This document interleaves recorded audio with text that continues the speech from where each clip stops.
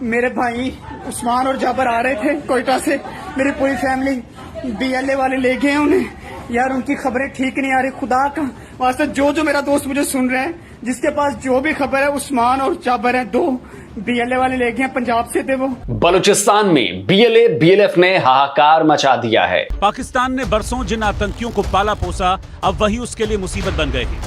तहरीक तालिबान यानी कि टीटीपी खैबर पख्तूनख्वा में मुनीर की सेना के लिए मुसीबत बनता जा रहा है। आपको जानकर ताज्जुब होगा कि बलूचिस्तान लिबरेशन फ्रंट ने एक साथ 17 जगहों पर हमला कर पाकिस्तान में हड़कंप मचा दिया।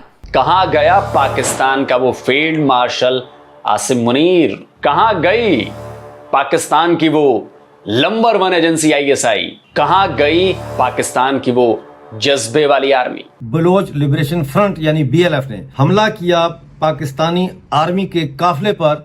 इस हमले में कई पाकिस्तानी फौजी जख्मी हुए, जबकि 8 पाकिस्तानी फौजी हलाक हुए।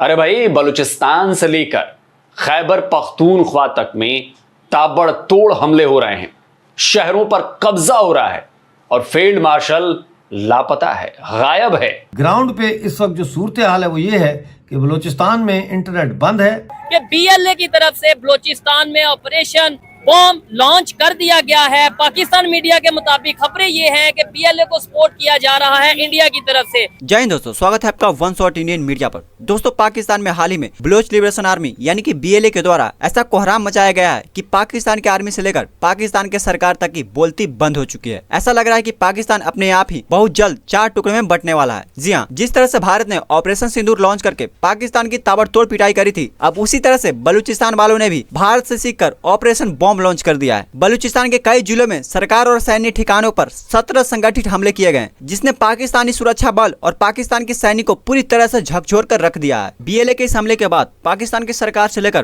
पाकिस्तान की सेना तक पूरी तरह से बीएलए के आगे बेबस नजर आ रहे हैं। बहरहाल पाकिस्तान ये दावा कर रहा है कि उसने लड़ाई पर नियंत्रण कर लिया है, लेकिन पाक मीडिया के तथ्य बताते हैं कि बीएलए ने पाकिस्तानी सेना के गाड़ियों पर आईईडी से हमला किया, जिसमें 7 सैनिकों की मौत हो गई और कई गंभीर रूप से घायल हुए हैं। दोस्तों, ये साबित कर रहे हैं कि बीएलए ने अब पाकिस्तान में एक सशक्त विद्रोही क्षमता बना ली है। चाहे ट्रेन अपहरण हो, आईईडी हमला हो या ट्रेन यात्री पर कब्जा, बीएलए ने पूरी ताकत से दिखा दिया है कि वे पाकिस्तान के सरकार और पाकिस्तान को सैनिकों को चुनौती देने के लिए साहस रखते हैं। अब पाकिस्तानी मीडिया यह कह रहे हैं कि बलूचिस्तान लिबरेशन आर्मी यानी कि बीएलए को भारत की तरफ से पैसा दिया जा रहा है और इसी कारण बीएलए वाले पाकिस्तान पर अटैक कर रहे हैं। लेकिन वहीं पर बलूचिस्तान वालों का कहना है कि पाकिस्तान का इस्लामाबाद बलूचिस्तान के संसाधनों का इस्तेमाल कर रहा है, स्थानीय लोगों को कोई लाभ नहीं मिल रहा। इतना ही नहीं, बलूचिस्तान विद्रोहियों का यह भी कहना है कि जब से चीन और पाकिस्तान ने मिलकर चीन ने पाकिस्तान में जो सीपैक यानी कि चाइना पाकिस्तान कॉरिडोर बनाया है, तब से बलूचिस्तान वालों को सिर्फ और सिर्फ इस्तेमाल किया जा रहा है। चीनी कंपनियां बलूचिस्तान की जमीन और खनिज संसाधनों को लूट रही है और इसके बदले में बलूच लोगों को बेरोजगारी का दामन सहना पड़ रहा है। पूरी तरह से हम हाईजैक हो चुके हैं। शायद ये मैं ज्यादा खतरनाक कह रहा हूँ,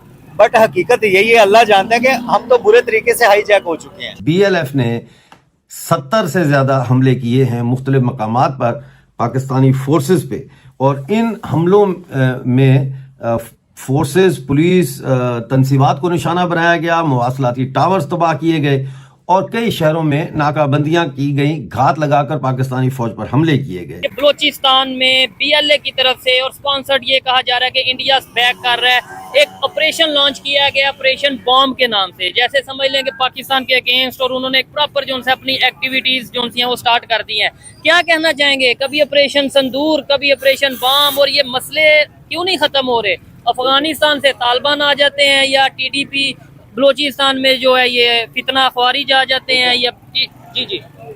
एक तो ये बात है कि इंडिया ये ऑपरेशन संदूर, जिस तरह वो मोदी ने कहा इस टाइम जो उनका है, उसने कहा है जी मेरी रगों में खून नहीं दौड़ रहा, संदूर दौड़ रहा है। मतलब वो ऐसा बेवकूफ आदमी है कि उनकी नसों में खून ही नहीं है। अच्छा, ठीक है, हमारे पास है शहादत का जज्बा, ठीक है, हमें पाकिस्तानी, हमें मुसलमान, अमन से हमारा ताल्लुक है और जज्बे से हमारा ताल्लुक है, ठीक है। इसलिए ये जो गिदड़ों वाली बातें हैं और ये बेवकूफों वाली हमाकतें हैं, इनसे हमें कोई फर्क नहीं पड़ता। ठीक हो गया। हम पाकिस्तानी देखें, हमारे पाकिस्तान में हालात वाक़ियात, सियासी मामला जो भी हों, आपस में लेकिन कौमी तौर पे अल्हम्दुलिल्लाह ये अल्लाह का एहसान है कि इस पाक सरजमीन, ये पाक सरजमीन है, इस पाक सरजमीन पे हमारे आबा अजदाद, हमारी औलादें, हम, इस खित्ते ने हमें इज्जत दी है, इसी ने हमें जुर्रत दी है इसी की वजह से हम हमेशा शहादत के लिए तैयार ठीक हैं। है। ऐसी फजूल बातों से हमें कोई फर्क पड़ने वाला नहीं है। फर्क पाकिस्तान के नाम देखें, पे उसमें ये ना, अगर लेट्स सपोज कोई ऐसी एक्टिविटी बलूचिस्तान में होती है, जैसे जाफर एक्सप्रेस का वाकया हुआ, हाँ। जैसे अगर हम कहते हैं जी टीटीपी वजीरिस्तान में कोई भी कार्रवाई करती है, आप कहते हैं फर्क नहीं पड़ता, लेकिन ये आपकी एक राय है। लेकिन मेरी बात सुने, इंटरनेशनल लेवल पे तो कोई ये नहीं मानेगा कि इंडिया ये कर रहा है या कौन कर रहा है। वो यही कहेंगे या कहा जाएगा कि पाकिस्तान में लो जी, कभी वजीरिस्तान में धमाका हो जाता है, कभी बलूचिस्तान में धमाका हो जाता है, कभी केपीके में धमाका। इमेज किसका खराब हो रहा है? हमारा तो ये मैं मतलब मेरी ये किया जा रहा है। ये मैं नहीं कर रहा, हाँ। आप नहीं कर रहे, जी। ये कौम नहीं कर रही, कम्युनिटी नहीं कर रही। जी जी हाँ, लेकिन कंट्रोल हुए हैं हाँ, ठीक हो गया। पूरी तरह से। हम हाईजैक हो चुके हैं। जी, शायद जी। ये मैं ज्यादा खतरनाक कह रहा हूँ, बट हकीकत यही है, अल्लाह जानता है कि हम तो बुरे तरीके से हाईजैक हो चुके हैं।